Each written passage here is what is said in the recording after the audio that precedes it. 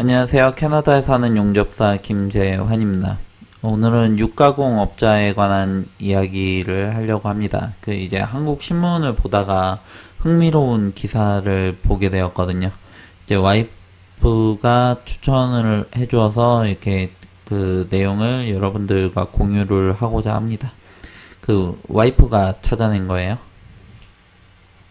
와이프가 저한테 뭐 이런저런 소스를 많이 제공을 해요. 사실 제가 업로드한 내용들 중에 와이프가 제공해줘서 이렇게 그거를 조금 더 자세히 보고 다룬 것들이 굉장히 이렇게 많습니다. 여기저기에 레이더를 안테나를 가지고 정보가 들어오면 이렇게 바로바로 저한테 패스를 해주거든요. 토스 하는 거죠. 그러면은 제가 슛을 하는데 똥볼만 차가지고 골은 안 들어가는 것 같아요. 뭐 어찌되었든 이 디즈 타임즈에서 저희는 봤는데 나중에 이렇게 보다 보니까 이 캘거리 헤럴드 이쪽 신문이랑 내용이 이렇게 많이 흡사하더라고요. 뭐 어찌되었든 뭐 참고해서 썼겠죠. 그랬을 것 같고, 그리고 어쨌든 저희가 이 신문을 보고 내용을 알게끔 되었고, 그리고 내용이 이렇게 좀 간략하게 좀 요약 정리가 잘 되어 있어서 이걸로 봤으면 하고 이제 그것과 관련된 다른 내용들을 보고자 합니다. 육가공업자에 관한 이민에 관한 내용이에요. 예, 연방정부의 새로운 농업이민 프로젝트를 환영하는 육가공업계. 화면 잠깐 크게 하겠습니다. 지난주 화요일에 발표된 연방정부의 새해 예산안에는 농업 노동자를 충원하기 위한 3년짜리 이민 시범 사업 계획이 포함되어 있었다. 구체적인 내용은 아직 공개되지 않았지만, 연방정부는 농업 분야에서 풀타임으로 1년 내내 일할 수 있는 이민자를 받아들이겠다고 약속했다. 이 시범사업을 통해 캐나다에 온 이민자는 영주권을 획득할 수 있다. 라고 합니다. 2019년도 예산안에 잡혔다라고 해요. 그리고 이제 그런데 구체적인 내용들에 관해서는 아직 공표되지 않아가지고 CIC 사이트에서는 확인을 할 수 없었습니다. 뉴스로는 이미 나온 거예요. 이게 될 것이다. 2019년도 예산안이라서 2019년도나 늦어도 2020년도에는 발표가 되지 않을까 싶습니다. 캐나다 농업 분야에서 노동력 부족은 몇 년째 계속되는 문제라고 해요. 이제 가족 농장에서부터 뭐 온실농업, 비육장까지 모든 업장이 어려움을 겪고 있다고 합니다. 그 중에서 만성적으로 가장 힘들었던 곳이 육가공업계라고 합니다. 육가공업계를 뺄 수 없다. 업계 관계자들은 일손이 부족해서 시장의 수요를 맞추지 못하고 있다고 말해왔다. 캐나다 육류협회 캐네디언 미트 카운실이라고 합니다. 대변인은 연방정부의 발표를 환영했다. 우리는 수출 주도형 업종이며 새로운 무역협정, 환태평양 파트너십, 캐나다 EU 무역협정, 이게 FTA였나? 뭐 그럴 거예요. 이제 환태평양 파트너십 같은 경우에는 한국도 관련이 있는 걸로 알고 있는데, 캐나다는 소고기도 좀 이제 유명하죠. 예, 소고기도 좀 유명합니다. 으로 좋은 기회를 맞이했지만 일손이 부족해서 제대로 수익을 만들 수가 없다. 라고 대변인은 말했다라고 합니다. 2017년 자료에 따르면 이제 어떤 자료인지 이따가 나올 건데 이 자료도 조금 이제 찾아봤어요. 어디에 출처가 어딘지, 어디에서 이 뉴스들이 전부 다 나오는 건지 원본을 제가 이따가 볼 거거든요. 시골 지역에 있는 육가공업체의 일자리 부족률은 약 9.3%라고 합니다. 한 10%가 조금 안 되는 숫자예요. 이제 10자리 중에 한 자리가 필요하다는 얘기죠. 쉽게 이야기를 해서. 10개의 일자리 중에서 한 자리는 비어 있다 라고 합니다. 그 이제 캐나다 전체에서 소고기 생산의 80~90%를 담당하고 있는 알버타에서는 대부분의 일손 부족이 시골 지역이었는데 가장 심한 곳이 하이리버와 브룩스라고 합니다. 이 하이리버 같은 경우에는 제가 어디 있는지 정확히 좀 잘 모르는데 브룩은 어디 있는지 알아요. 인구도 좀 어느 정도 되고요. 그쪽에 그 용접 샵이 있어가지고 저도 전에 한 2달 정도 머물면서 이제 일을 한 적이 있어가지고 뭐 대체적으로 브룩이 어떤 도시다라는 느낌이 좀 있어요. 뭐 직접 뭐 잠시라도 거주를 해봤으니까. 캐나다 육류위원회에 따르면 캐나다 소고기 가공량은 20년 전보다도 더 떨어진 상태이다 라고 합니다. 근데 부처 같은 경우에는 미트 커터도 있고 뭐 관련 분야도 있지만 도살업자도 있거든요. 이제 내용을 좀 더 보니까는 도살업자도 있다 보니까 3D 직종 중에 하나인데 시급이 굉장히 이렇게 낮아요. 내용도 이따가 또 다루겠지만 그러다 보니까 이민자를 받을 수밖에 없는 구조라고 할 수밖에 없는 거죠. 아직 연방정부가 얼마나 많은 외국인 노동자를 농업 분야에 받아들일지는 확실치가 않다. 하지만 육가공업계는 3년에 걸쳐 2,750명을 요청할 계획이다 라고 합니다. 예, 이렇게 기사가 나왔어요. 그런데 이제 캘거리 헤럴드에서 이 디즈타임즈는 알버타의 캘거리에 있는 한인 신문입니다. 이제 캘거리에 잠깐 있을 때 이제 한인마트를 들려서 이제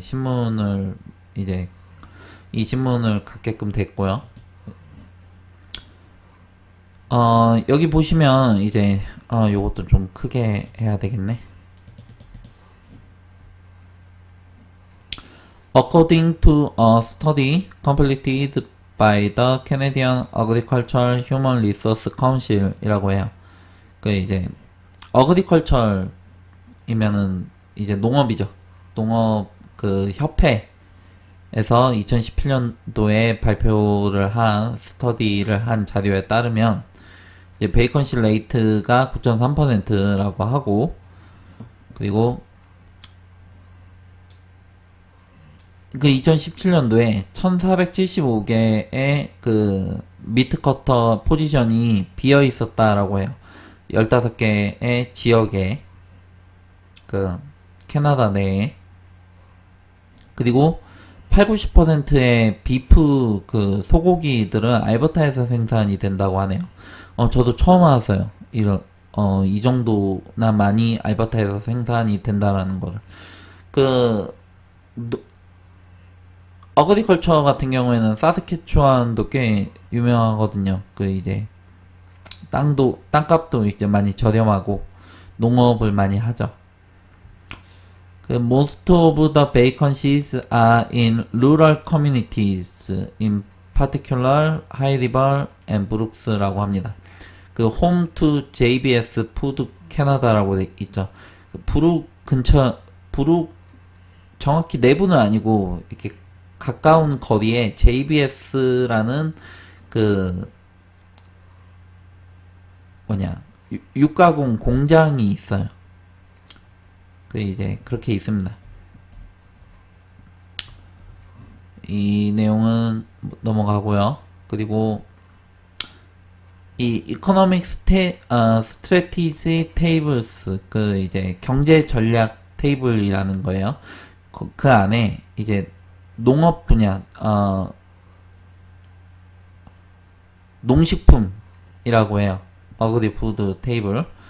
뭐 다양하게 있는데 근데 이거는 가버먼트 오브 캐나다이고 이제 정부에서 발행을 한 이코노믹 스트래티지 경제 전략 테이블이라는 거예요. 경제 전략 플랜 정도가 되는데 이제 그 안에서 어그리푸드 농식품을 어떻게 할 것인지. 그럼 이제 장밋빛 전망을 내놓죠. 이제 문제가 어떻고 뭐 그렇지만은 우리가 어떻게 해가지고 뭐 발전을 해야 되겠다. 뭐 이런 식으로 결론이 나는 게 조금 이제 당연한 거죠. 여기 보면 비전이 있죠. 이제 2025년도까지 캐나다 will be one of the top 5 competitor in the agri-food sector 라고 합니다. 이제 농식품 분야에서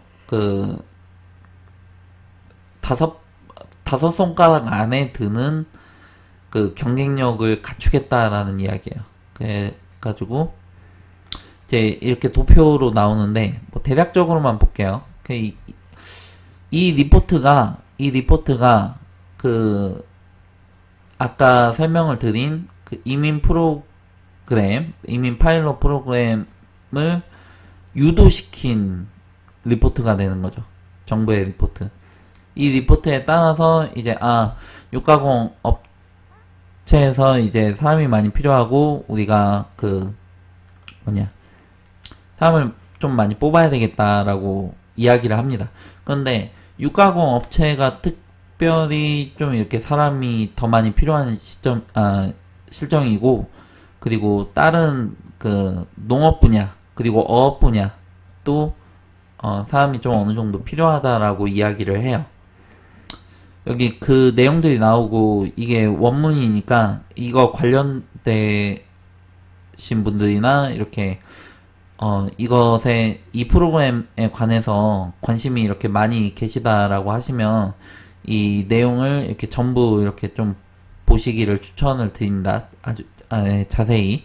여기에 따라서 이제 프로그램이 진행이 될 거예요.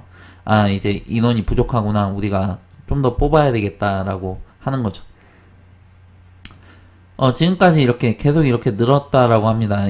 export sales는 수출이죠. 수출이 점차적으로 이렇게 계속 늘어왔다. 이렇게 보시면 되고요. 이제 도메스틱은 국내입니다. 국내 소비량도 이렇게 좀 많이 는 거죠. 뭐 최저임금도 올랐고 물가도 오르다 보니까 그러한 영향도 있죠. 이제 물가가 올라가다 보니까 이 비용도 좀 올라가죠. 이제 그런 면도 조금 있는 거고, 뭐 어찌되었든 이렇게 오르고 이제 이분들의 계획은 이렇게 잡고 있다라고 보는 것입니다. 여기 보시면은 what we need to overcome은 이제 극복해야 돼. 무엇을 어떻게 해서 극복을 해야 될 것인가, 어떻게 장애물을 넘어가야 될 것인가, 뭐 이런 내용이고요. what need to become, 우리가 무엇을 어떻게 해야 되나, 그 다음에 액션을 제안을 하는 것들도 있고요. 뭐 이렇게 해가지고 뭐 이쪽 분야를 뭐 발전을 시켜야 된다, 뭐 이런 내용이에요. 글로벌 컴페터티브니스 인덱스라고 하는데 경쟁력 지수라고 합니다. 경쟁력 지수 for OECD 컨트리 내에서 이 분야에 있어서 경쟁력이 지금 현재 14위라고 해요. 캐나다가. 이거를 5위까지 조금 이제 끌어당기는 거를 목표로 하는 거죠. 그래서 what we recommend, 우리가 어떻게 하는 게 좋을 것인가, 뭐 이런 내용들이 나오고요. 그리고 이제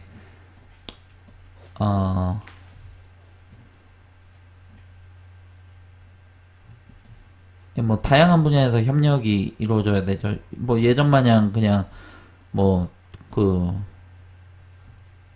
지금은 좀 많이 달라지죠. 이제 농기계도 훨씬 이렇게 큰 거를 쓰고 IT 기술도 접목을 시킬 수가 있고 뭐 이렇게 변해가는 거죠. 이거는 트랜스포테이션에 관한 내용이 잠깐 이제 나오고요. 그리고 이제 딜리버리를 뭐 어떻게 해야 되는지, 마켓을 어떻게 해야 되는지 뭐 관련 내용들이 나오고, 이 도표는 인베스트먼트가 이제 조금 이제 줄어들었다라는 내용이 나와요. 그래서 98년도에는 2.3%였는데 2016년도에는 1.2%로 이렇게 좀 줄었다라고 합니다. 푸드 매뉴팩처링 인베스트먼트 분야에서 그렇다라는 거예요. 그러니까 제조업이죠. 푸드 제조업에서 투자가 많이 줄었다라는 이야기입니다. 이 내용을 이제 조금 보여드리고 싶은데 포스털 diverse labor force with the right set of skill to help the sector achieve its maximum potential. 그러니까 그 가능성을 끌어올리기 위해서 그 이제 좀 그 레이버 포스가 필요하다라는 뭐 그런 내용이에요. 그 이제 이 내용을 좀 이제 소개를 해드리고 싶은데 내용이 조금 이제 해석을 하기가 조금 이제 어렵더라고요. 그래가지고 이 보고서 내에서 좀 크게 했더니 이제 넘어갔네요. 이 보고서 내에서 이 내용이 그 외국인 노동자가 필요하고 이민자가 필요하다라는 내용이 이 내용이에요. 그래서 제가 한국어로 번역을 시키겠습니다. 좀 매끈하지는 않은데 뭐 대략적으로 내용을 알 수는 있을 거예요. 산업이 최대한의 잠재력을 발휘할 수 있도록 적절한 기술을 갖추고 다양한 노동력을 육성하십시오. 예, 구글 번역기가 제 그 통역 수준보다 훨씬 더 뛰어납니다. 현재. 그렇기 때문에 제가 지금 버벅대면서 이야기를 하는 것보다 이거를 보시는 게 훨씬 더 이해가 좀 잘 되시지 않을까 싶습니다. 자괴감이 드네요. 왜 이것이 중요한가? 주요 농업, 식품 가공 회사 및 관련 입력, 서비스 제공 업체 약 3.5%의 캐나다인을 고용하고 있지만 이 분야는 모든 기술 수준에 걸쳐 비판적이고 지속적인 노동력 부족을 보고하고 있습니다. 그래서 모든 기술 수준이라고 하면 그 이제 그 농업, 그 축산업 이쪽이 단순히 뭐 그 정육업자뿐만이 아니고 그 뭐냐 중장비라고 해야 되냐 농업 기계를 다루는 기술자도 필요하고요. 전기기사도 필요하고 배관공도 필요하고 그 기반 시설이 있는 거죠. 그런 기반 시설들에 이제 관련된 분야들이 이렇게 따라오는 거예요. 그래서 그 농업 지역에서도 농기계라든지 아니면은 뭐 이렇게 하드 설페이싱이라고 해가지고 그 뭐냐 그 용접 분야에서도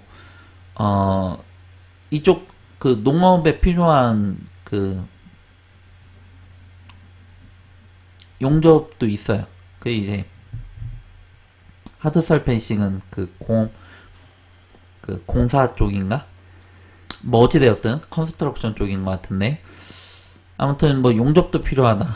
뭐 이렇게 보시면 될 것 같고 그리고 이제 그 큰 중장비 같은 그 기계를 써요. 그 농업을 위해서 그 돌아다니면서 좀 많이 보이는데 한번 지금 끊어야 돼가지고 일단 보도록 할게요. 주요 농업 및 식량, 음료 및 해산물 가공업자 또는 일반 노동력이 만성적인 그 부족을 경험을 한다라는 거예요. 만성적으로 부족하다라는 것입니다. 이들 산업은 외국인 임시노동자 TFW의 그 temporary position worker라는 거예요. 외국인 노동자에 의존을 하고 있다라는 거예요. 많이. 그리고 2025년까지 농식품 부문에서 필요로 하는 인력을 계획함에 따라서 젊은 사람들, 여성 및 토착민을 포함하여 소수그룹의 참여를 증가시킬 기회가 있다라는 이야기죠. 81%가 35세 이상이라는 거예요.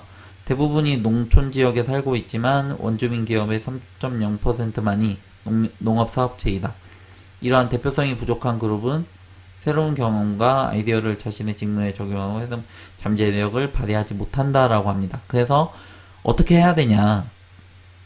어떻게 해야 되냐는 2부에서 이어서 하도록 하겠습니다.